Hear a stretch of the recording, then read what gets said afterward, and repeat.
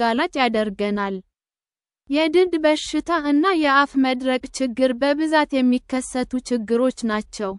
ፕሬግናንሲ ኮምፕሊኬሽንስ በእርጉዝ ሴት ደም ውስጥ የስኳር መጠን ሲበዛ ለእናትም ለጽንሱም አደገኛ ነው። የማስወረድ ችግር ያለበት ልጅ መውለድ እና የጽንስ መሞትን ያስከትላል። እናትየዋ ላይ የኪቶአሲዶሲስ ችግር፣ የአይን ችግር፣ ከፍተኛ የደም ግፊት መከሰት እና በጣም አደገኛ ከፍተኛ የደም ግፊት ክስተትን ፕሪኤክላምፕሲያ ያመጣል።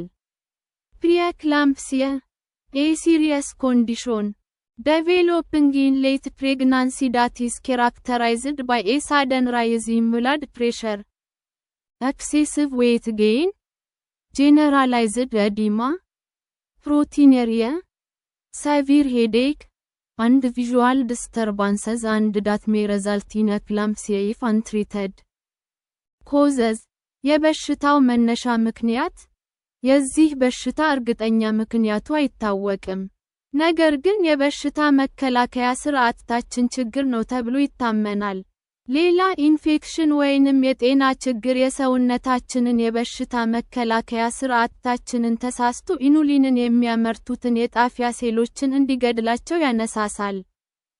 እንዲህ አይነት የበሽታ መከላከያ ስርዓት ስህተቶች ከቤተሰብ መወረስ የሚችሉ ነው።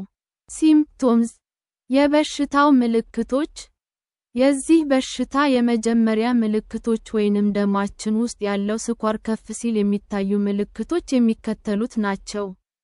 ውሃ በጣም ይጠማናል፣ ይርበናል፣ ሁልጊዜም ድካም ይሰማናል፣ ብዥታ፣ እግራችን ላይ ድንዛዜ ወይንም ጠቅጠቅ ማድረግ፣ ክብደት መቀነስ፣ ቶሎ ቶሎ መሽናት፣ በተለይ ማታ ማታ። ለተወሰኑ ሰዎች የሚከተሉት ምልክቶች የዚህ በሽታ የመጀመሪያ ምልክቶች ወይንም ደማቸው ውስጥ ያለው ስኳር በጣም ከፍ ሲል ዳያቤቲክ ኪቶአሲዶሲስ የሚታዩ ምልክቶች ሊሆኑ ይችላሉ። ጥልቅ እና ፈጣን አተነፋፈስ መታየት፣ የአፍ እና የቆዳ መድረቅ ችግር፣ ፍላሽድ ፌስ ፍሩቲ ብሬት ኦደር፣ የትፋሻችን ሽታ ፍሩቲ መሆን፣ nausea or vomiting, inability to keep down fluids, ማቅለሽለሽ እና ማስታወክ፣ stomach pain, የሆድ ህመም። diagnosis and test የበሽታው ምርመራ a fasting blood glucose test ይህ ምርመራ ለ8 ሰዓት ምግብ ሳንበላ ቆይተን ደማችን ውስጥ ያለውን የስኳር መጠን የምንለካበት ምርመራ ነው። ይህ ምርመራ ሁልጊዜም ትክክል ላይሆን ይችላል። ይህ ምርመራ ጠዋት ሲወሰድ የበለጠ ትክክል ነው። በተለያዩ ሰዓቶች ብዙ ልኬቶችን መውሰድ ለስኳር ልኬት ትክክለኛነት ወሳኝ ነው። ኦራል ግሉኮስ ቶለራንስ ቴስት የመጀመሪያው የፋስቲንግ ብላድ ግሉኮስ ቴስት ውጤታችን ጤናማ የስኳር መጠን አሳይቶ ነገር ግን የስኳር ህመም ምልክቶች እየታዩብን ከሆነ ለማረጋገጥ ሲባል ይህንን ኦራል ግሉኮስ ቶለራንስ ቴስት ምርመራ እንወስዳለን። ራንዶም ብላድ ግሉኮስ ቴስት ይህ ምርመራ ባልተወሰነ በሆነ ሰዓት ላይ ድንገት ደማችን ውስጥ ያለውን የስኳር መጠን የመለካት ምርመራ ነው። በዚህ ምርመራ የስኳር መጠናችን ከመጠን በላይ ከፍ ካለ እና የበሽታው ምልክቶች ካሉብን ይህ የሚያመላክተው ስኳር በሽታ እንደያዘን ነው። ይህ የምርመራ ዘዴ ከላይ ከተገለጹት ሁለቱ ዘዴ ትክክለኛነቱ ያንሳል። ግላይኬትድ ሂሞግሎቢን ቴስት ኦር A1C ቴስት ይሄ ምርመራ ከላይ ከተገለጹት 3 ምርመራዎች የተለየ ሲሆን ይህ ምርመራ የሚያሳየው ላለፉት ወራት የነበሩንን የደማችንን ስኳር መጠኖች ነው። ይህ ምርመራ በቀይ ደም ሴሎች ውስጥ ከሚገኙት ሄሞግሎቢን ፕሮቲኖች ሞለኪውል ውስጥ ምን ያክሉ ስኳር ተለጥፎባቸዋል የሚለውን ይለካል። ለምሳሌ ብዙዎቹ ሄሞግሎቢን ሞለኪውሎች ስኳር ተለጥፎባቸው ከሆነ ይህ ማለት በደማችን ውስጥ የነበረውና አሁንም ያለው የስኳር መጠን ከፍ ያለ ነው ማለት ነው። በሁለት የተለያዩ ምርመራዎች ውጤታቸው ከ6.5% ከበለጠ እነዚህ ውጤቶች የሚያመላክቱት የስኳር በሽታ እንዳለብን ነው። ትሪትመንት አንድ ሜዲኬሽንስ ለበሽታው የሚሰጥ ሕክምና። ይህ በሽታ የሚከሰተው በሰውነታችን ውስጥ ኢኑሊን ስለማይመረት ነው። ስለዚህ በየዕለቱ ወይንም በየሰዓቱ ኢኑሊን መወጋት አለብን ማለት ነው። ይህ የኢኑሊን ሕክምና የተለያዩ አይነቶች አሉት። እነዚህም ራፒድ አክቲንግ ኢንሱሊን፣ በፍጥነት ለውጥ የሚያመጡ የኢኑሊን መድኃኒቶች እንደ አፍሬዛ፣ ሁማሎግ፣ ኢንሱሊን ሊስፕሮ፣ አፒድራ፣ ኢንሱሊን ግሉልሲን እና ኖቮ ራፒድ እና ኖቮሎግ፣ ኢንሱሊን አስፐርት ያሉ የኢኑሊን መድኃኒቶች በመርፌ የሚሰጡ ደማችን ውስጥ በገቡ በ15 ደቂቃ ውስጥ ስራቸውን መስራት ይጀምራሉ። በአንድ ሰዓት ውስጥ ከፍተኛ የሥራ አፈጻጸም ላይ ይደርሳሉ። ከዚያም ከ2 እስከ 4 ሰዓታት ሰርተው ይጨርሳሉ።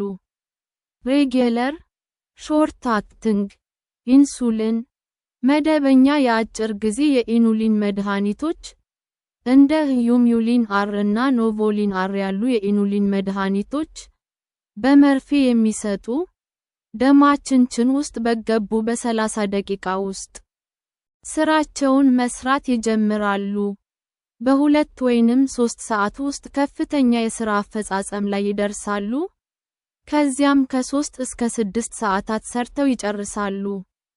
ኢንተርሚዲየት አክቲንግ ኢንሱሊን የመካከለኛ ጊዜ የኢኑሊን መድኃኒቶች እንደ ኤንፒኤች ኢንሱሊን፣ ሁሙሊን ኤን እና ኖቮሊን ኤን ያሉ የኢኑሊን መድኃኒቶች በመርፌ የሚሰጡ ደማችን ውስጥ በገቡ በ2 ወይንም 4 ሰዓት ውስጥ ስራቸውን መስራት ይጀምራሉ። በ4 ወይንም 12 ሰዓት ውስጥ ከፍተኛ የሥራ አፈጻጸም ላይ ይደርሳሉ። ከዚያም ከ12 እስከ 18 ሰዓታት ሰርተው ይጨርሳሉ። ሎንግ አክቲንግ ኢንሱሊን የረጅም ጊዜ የኢኑሊን መድኃኒቶች እንደ ሌቨመር፣ ኢንሱሊን ዴተሚር እና ላንቱስ ወይም ተዤዮ፣ ኢንሱሊን ግላርጂን ያሉ የኢኑሊን መድኃኒቶች በመርፌ የሚሰጡ ደማችን ውስጥ ከገቡ ከሰዓታት በኋላ ስራቸውን መስራት ይጀምራሉ። ከዚያም ለ24 ሰዓታት ወጥ በሆነ የሥራ አፈጻጸም ስራቸውን ሰርተው ይጨርሳሉ። የኢኑሊን መድኃኒት በአፍ አይዋጥም፣ ምክንያቱም ጨጓራችን መድኃኒቱን ስለሚያበላሸው ነው። የኢኑሊን መድኃኒት የሚወሰደው በመርፌ ነው። እነዚህም 2 አይነት ናቸው። ኢንሱሊን ፔን ወይንም ሰሪንጅ ወይንም ማን ኢንሱሊን ፓምፕ። ኢንሱሊን ፔን የኢኑሊን እስክሪብቶ።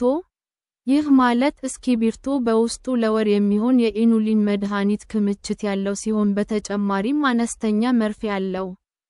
የምንፈልገውን መጠን ኢኑሊን በዚህ መርፌ ራሳችንን ወግተን መውሰድ እንችላለን ማለት ነው።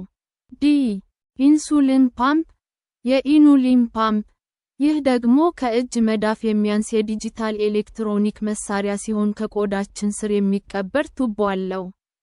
ይህ መሳሪያ ያለማቋረጥ በቱቦ በኩል የኢኑሊን መድኃኒት ለሰውነታችን ይሰጣል።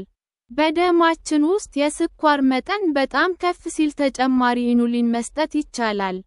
ይህ በሽታ የያዛቸው አንዳንድ ሰዎች ከኢኑሊን መድኃኒት በተጨማሪ ሲምሊን፣ ፕራምሊንታይድ የሚባል መድኃኒት ሊወስዱ ይችላሉ።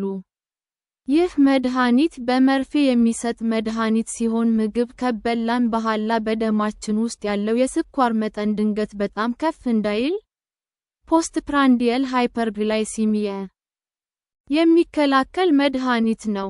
ይህ መድኃኒት የሚሰራው ጨጓራችን ምግብን ቀስ እያለ እንዲፈጭ በማድረግ ምግብ በአንድ ጊዜ በብዛት ደማችን ውስጥ እንዳይገባ ያደርጋል። በተጨማሪም ጉበታችን ግሉኮስን ቶሎ እንዳያመርት ያደርጋል። ይህ በሽታ የያዛቸው ሰዎች የሚከተሉትን መድኃኒቶችም ሊወስዱ ይችላሉ። እነዚህም ግሉካገን፣ ግሉካጎን በደማችን ውስጥ ያለው የስኳር መጠን በጣም ሲቀንስ ይህ መድኃኒት ሆርሞን ጉበታችን ያከማቸውን ጮማ በፍጥነት ወደ ግሉኮስ እንዲቀይርና ወደ ደማችን እንዲያስገባ ያደርጋል።